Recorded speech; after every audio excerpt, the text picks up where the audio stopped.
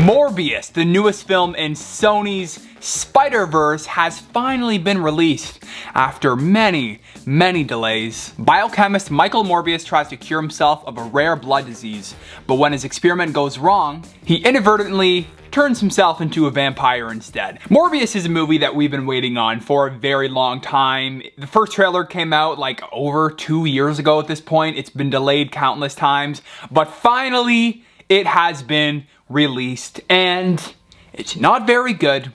It's not great. Everything you've heard about it is true. This is not a good movie. It feels like a film that was released in the early 2000s. It is a weakly made, instantly forgettable comic book film. Okay, so let's start with the story.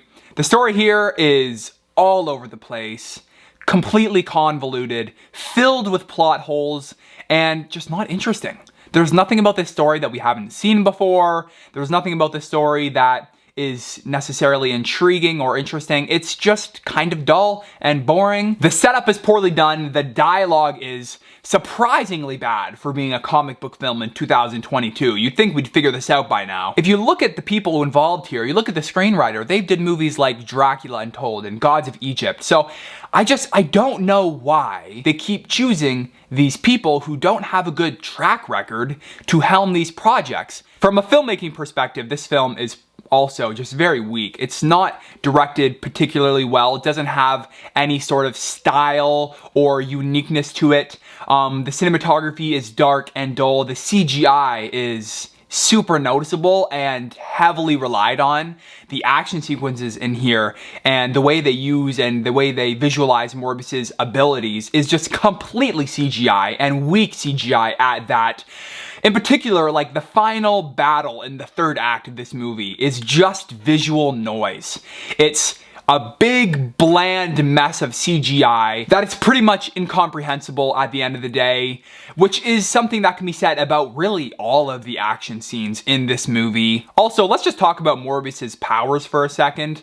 The way they introduce his powers is in such a convoluted and questionable way, but once he does get his powers, the range as to what he can do and his specific abilities are so poorly explained and defined that it left me confused as to what he could actually do and what the limits to his powers were, making the action sequences feel inconsequential and lacking of any suspense. Jared Leto is okay here. He doesn't do anything particularly interesting with the character. I feel like just about any skilled actor could have pulled off exactly what he did in this movie, but he's fine for the lead role. He's Jared Leto. He's what you would expect.